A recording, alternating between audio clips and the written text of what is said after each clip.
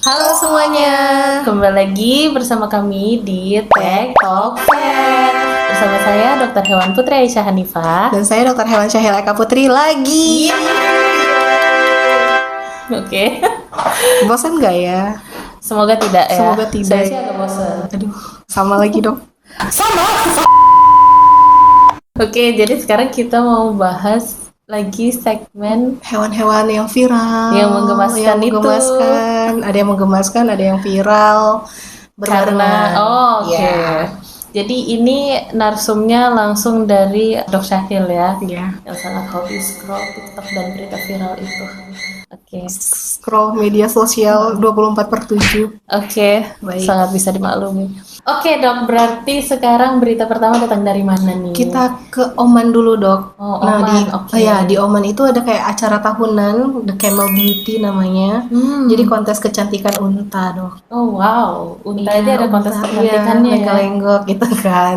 Nah, pada kontes tahun ini, tapi nggak tahu tahun-tahun sebelumnya gimana. Nah, di tahun ini ada terlapor 20 unta yang melakukan kecurangan, yaitu dia di filler, Dok. Ya ampun. Di botox. Apanya dok?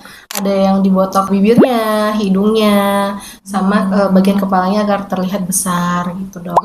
Karena kan di penilaiannya itu kayak bibir yang lumayan tebal dan jatuh, terus kulit yang berbulu, terus Berarti kayak unta aja ada standar ada standar kecantikannya gitu, Dok. Kenapa ini viral? Karena kan botox itu kan tidak bisa ke hewan ya, karena itu kan melanggar kayak life freedom ya. Itu kan juga bisa buat abses gitu. Jadi viralnya di situ, kesejahteraan si untanya tersendiri, Dok. Si dokter sendiri ngomong-ngomong udah pernah di filler? Belum, Dok. Masih kencang. Oh, ada Dokter sendiri gimana, Dok? Udah pernah belum? Masih kencang juga. Kencang juga ya. Oke. Ya ampun, itu berarti kegiatan tahunan gitu ya dok ya di Oman. Tapi lucu juga ya, ada kontes kecantikan unta loh. Kenapa pada nekat untuk kayak filler, kayak di botox itu karena hadiahnya tuh lumayan besar, Dok. Oh iya, apa? Uang tuh naik kayak kurang lebih 20 miliar gitu kalau saya tidak salah baca ya. Wow, lumayan iya sih. Iya, makanya nekat sekali. Nah, ini kan di Oman, Dok. Ada satu lagi yang festival unta tapi beda lagi di Arab Saudi juga, namanya King Abdul Aziz. Sebelumnya di 2014 dan di 2018 terjadi juga kasus yang serupa. Jadi berarti yang seperti ini udah ada tahun-tahun sebelumnya. Jadi sekarang panitia itu lebih ketat, kayak ada X-ray, USG untuk kayak pemeriksaan awal si unta-untanya itu, Dok. Emang kenapa sih, biar kita tahu ya, kenapa sih selain dapat mengakibatkan abses, kenapa sih filler atau botox pada hewan itu dilarang, Dok? Nah kan kalau misalnya di filler di bagian bibirnya tuh kan akan berubah bentuk, Dok. Jadi kan untuk makannya itu dia susah pasti akan ngerasa haus dan lapar. Tetap balik lagi ke five freedom-nya tadi, ke kesejahteraan hewannya itu ya perlu diperhatikan. Jadi dia salah satu dari animal welfare itu kan tidak ada rasa tidak nyaman, tidak nyaman. Otomatis kan kalau yang bukan secara naluri alamiah yang dihasilkan oleh tubuh kan pasti ada rasa yang tidak nyaman ya gitu. Kalau manusia mungkin kayak dia bisa ngomong ya dok ke dokternya kayak aduh jangan terlalu tebal kayak gitu. Tapi kan kalau hewan dia nggak bisa ngomong ya dok ya, dia nggak bisa ngomong dan kita cuma mengira-ngira aja nih kayak gitu. Oh ini kayak sudah cukup tebal, padahal mungkin dia merasa terganggu, tidak nyaman kayak gitu kan. Nah, setelah didapati kecurangan itu dok, otomatis itu didiskualifikasi. Ya, harus dong. Karena tidak natural. Tidak natural. Gitu. Jadi saya jadi baru tahu ternyata unta itu bisa di filler ya. Oke, berita selanjutnya dok. Berita selanjutnya kemarin di 2025 ya ada mudeng di Thailand, tapi ini di Jerman Zoo itu ada kelahiran satu bayi kudanil yang kerdil, Dok. Brodsen atau gimana? Nanti Brodsen. Ya, Brodsen. Dia lahir di Jerman. Nama Brodsen itu berasal dari roti gulung di Jerman. Namanya diambil dari situ, Dok. Jadi dia kenapa viral? Karena pertama dia kecil dan menggemaskan. Nah, yang kedua dia kan di alam liar itu terancam punah. Jadi kelahiran si Brodsen ini dia lebih dinanti gitu. Jadi lebih untuk kayak populasinya semakin meningkat. Berarti ini tuh kabar yang baik Baik ya sekali. buat dunia konservasi hewan. Oh, jadi ketika dia lahir, maksudnya dia tidak sesuai size normalnya kan? Enggak dok, si Brosen ini termasuk kuda Nil yang kerdil. Ada juga yang kerdil, ada yang size yang normal. Nah yang kerdil ini kurang lebih di sampai maksimal di 300 kilo. Kalau 120 atau 120 sampai 300. Tapi kan kalau yang kuda Nil yang normalnya itu mungkin sampai 1000 kilo atau berapa gitu.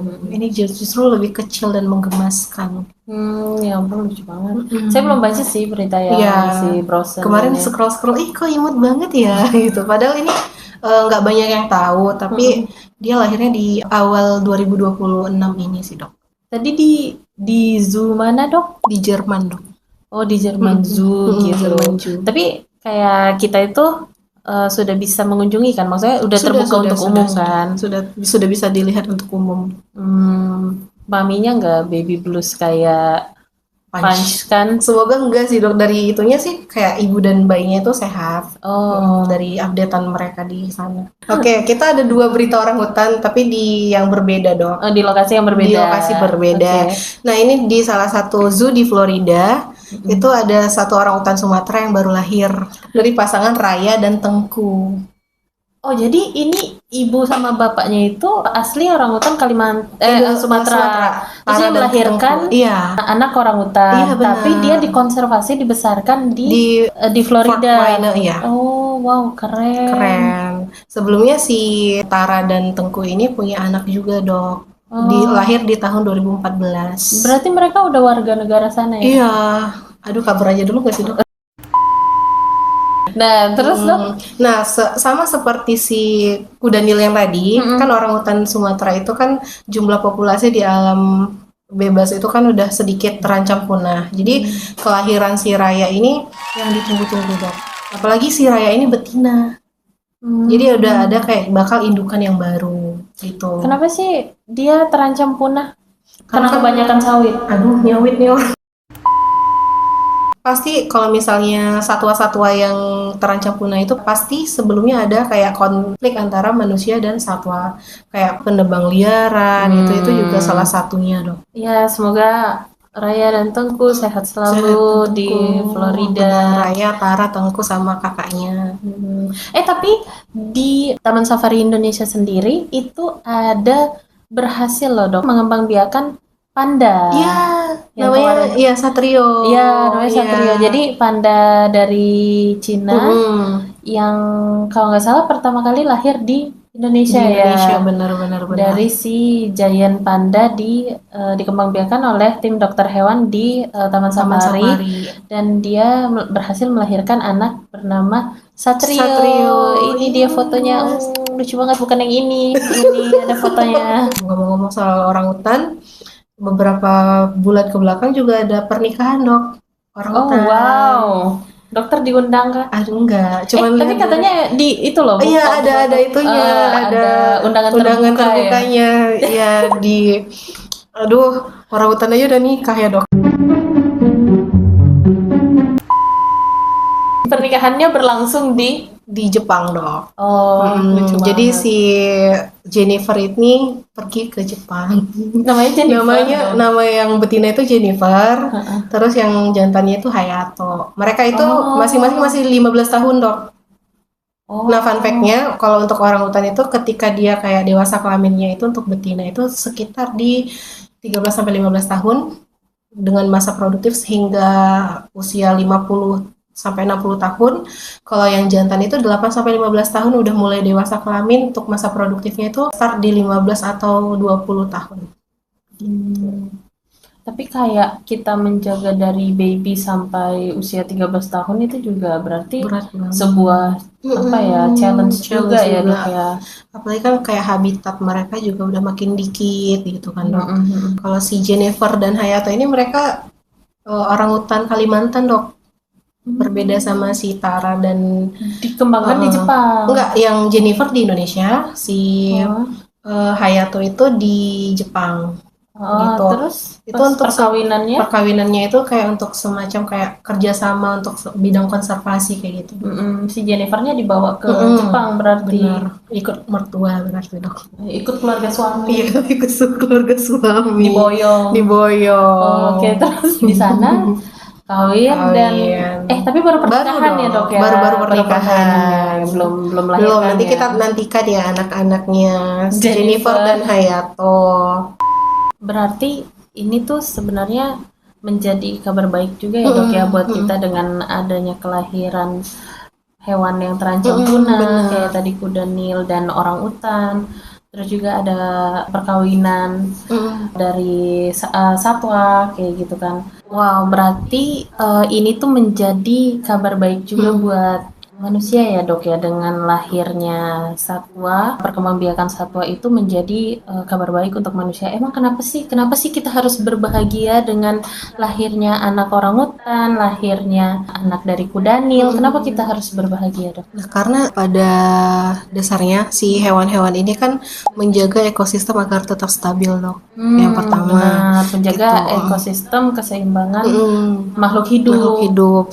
Terus kayak mencegah kayak kalau misalnya si hewannya ini predator, jadi kayak untuk mengendalikan populasi si mangsa gitu. Mengendalikan populasi hama ya Iya, dok ya. hamanya gitu. Jadi biar menjaga kesuburan ya pertanian dan perkebunan manusia juga kayak gitu. Nah, dengan kelahiran satwa juga menjaga keseimbangan ekonomi di bidang ekowisata kayak gitu. Jadi kan ya perputaran ekonomi itu juga ya untuk manusia juga dampaknya gitu. Kemudian ada yang seperti lebah, itu dia menghasilkan madu untuk manusia. Tentunya butuh apa? Butuh pohon, bukan butuh sawah.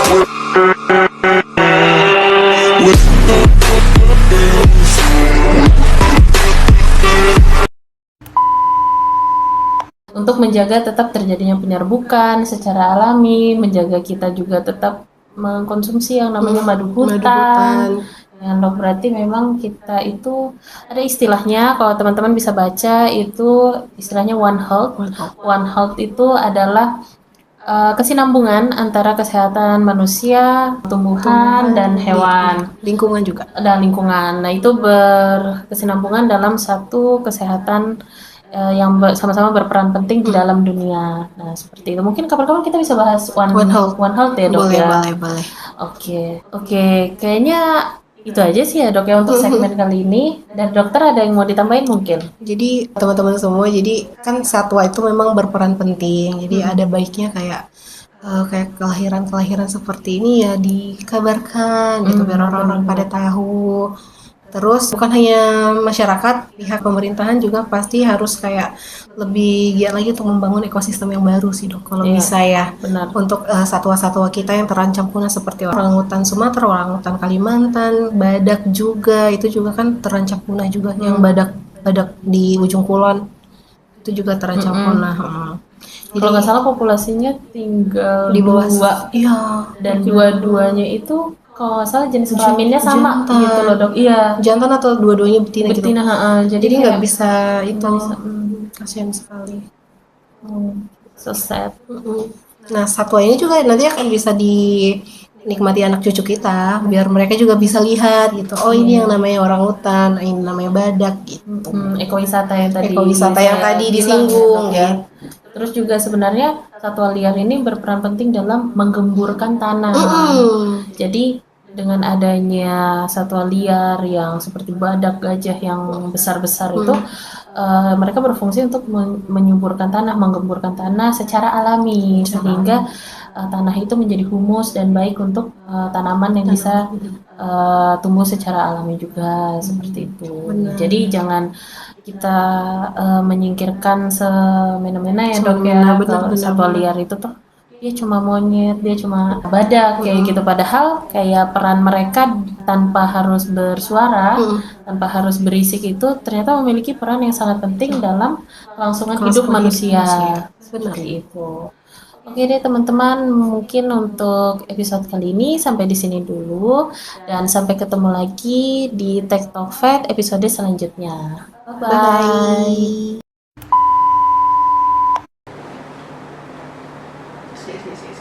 Kok dia kaku. Oh, ternyata kita diem. Apa sih? Kayak jadi patung gitu.